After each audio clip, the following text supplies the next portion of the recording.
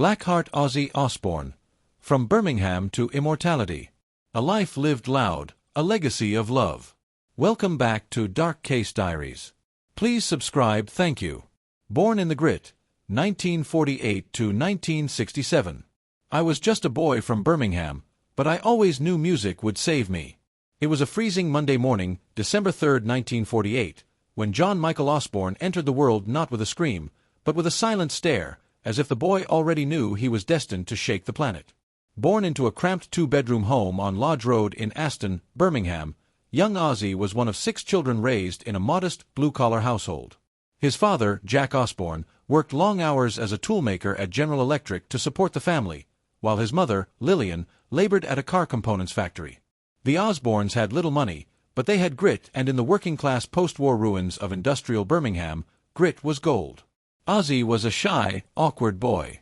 He struggled in school, plagued by undiagnosed dyslexia. Teachers called him lazy. Classmates teased him. He never quite fit in. But he found solace in music. When he first heard the Beatles' She Loves You on the radio at 15, it was like lightning struck his soul. He didn't know how or when, but Ozzy knew, that's what I want to do. That's what I was made for. By age 16, he had already dropped out of school and dabbled in petty theft. He was arrested for stealing clothes and sent to Winson Green Prison. It was a dark time, but it would also mark a turning point.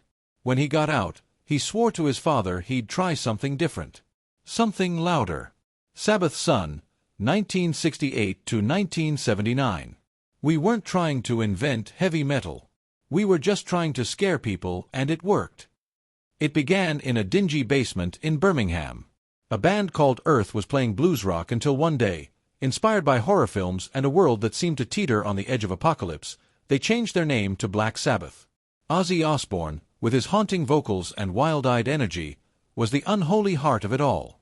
With guitarist Tony Iommi, bassist Geezer Butler, and drummer Bill Ward, Black Sabbath created something the world had never heard: doom-laden riffs, lyrics of death and demons, and a sound so heavy it felt like war itself.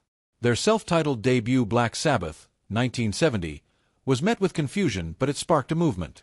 Within 2 years, Sabbath had released Paranoid, 1970, and Master of Reality, 1971, creating the foundation of what would become heavy metal. And Ozzy, he wasn't just a singer. He was a preacher, a madman, a prophet of thunder in a denim jacket. They toured the world, selling out arenas, living like gods, but the excess came with a price.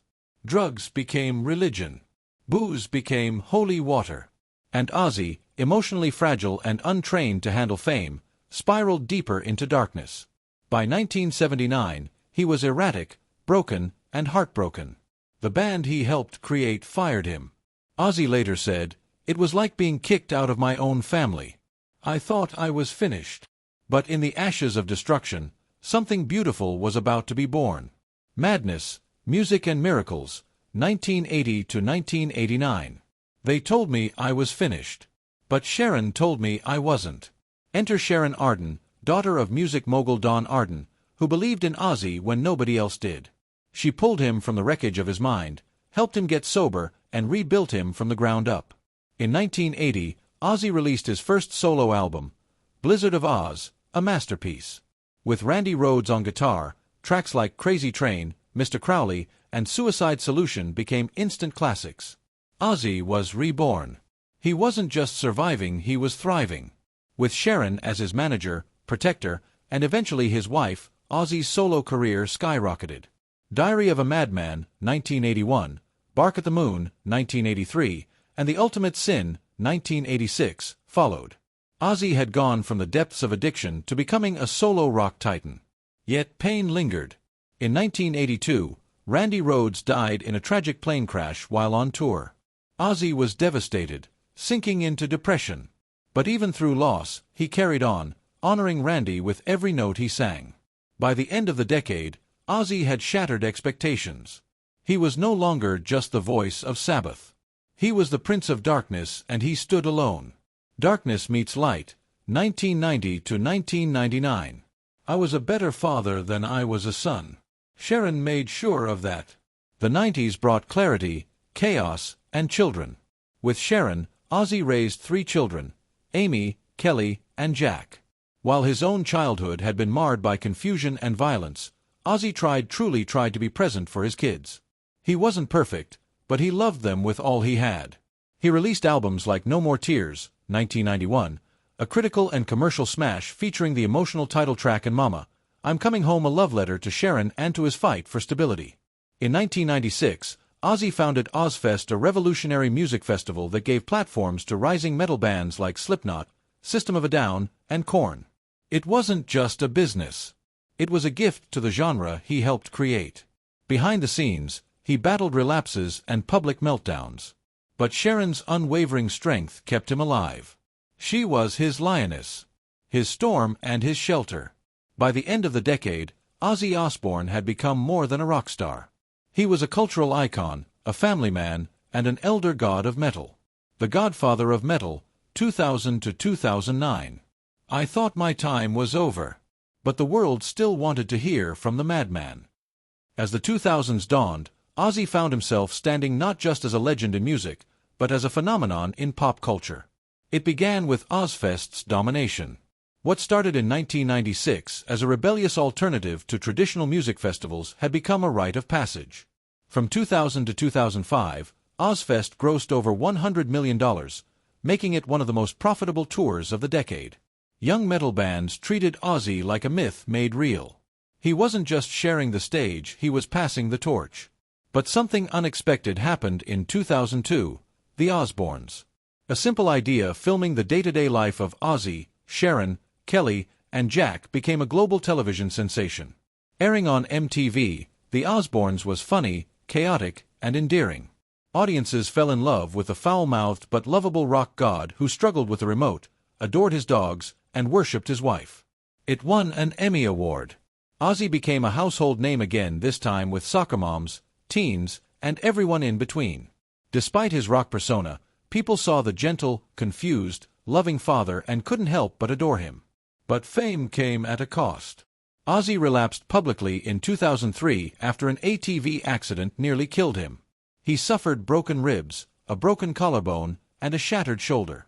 Recovery was long, painful, but he refused to stop. That year, he was diagnosed with Parkinson's syndrome, a genetic form of Parkinson's disease. He didn't announce it, yet he wasn't ready.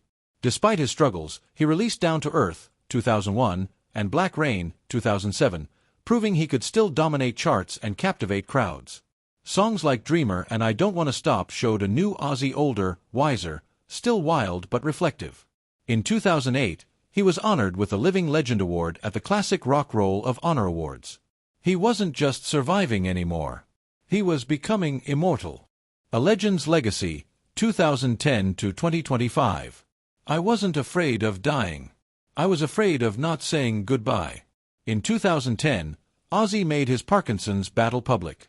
Fans wept. Metalheads cried. But Ozzy stood tall. I'm not dying, he said. I'm living while I still can. He released Scream, 2010, and continued Ozzfest appearances. His memoir, I Am Ozzy, became a bestseller, hilarious, brutal, and honest. The world got to see how deeply human this supposed Prince of Darkness really was. In 2011, Black Sabbath reunited. The world rejoiced. The original lineup, Ozzy, Iommi, Butler, Ward, returned to the studio and the stage. In 2013, they released 13, their first full-length album together in 35 years. It debuted at #1 in over 15 countries and earned Sabbath their first Grammy Award for Best Metal Performance for God Is Dead. They toured one last time.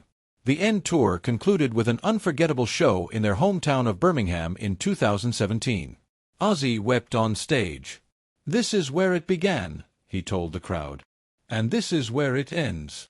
In his final years, Ozzy slowed down but never stopped. He released Ordinary Man, 2020, with guest appearances from Elton John and Post Malone. Then came Patient Number 9, 2022, which won him 2 more Grammys. He became the first artist in metal history to chart across 7 consecutive decades, a record unmatched. Despite his declining health, he kept his promise to fans, as long as I can breathe, I'll scream. The final show, Back to the Beginning, 2025.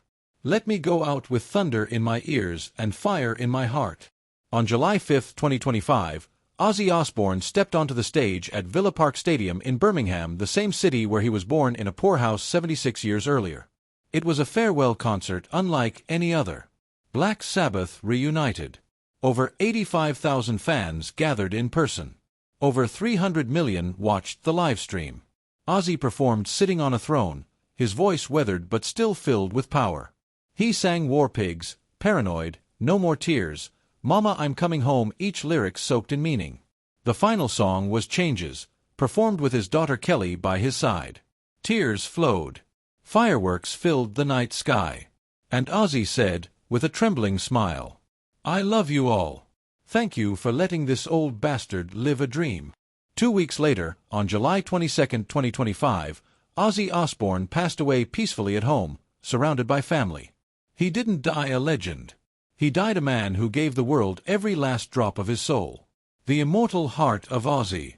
Ozzy Osbourne was more than a pioneer of heavy metal. He was a survivor, a father, a husband, a teacher of pain, a deliverer of joy.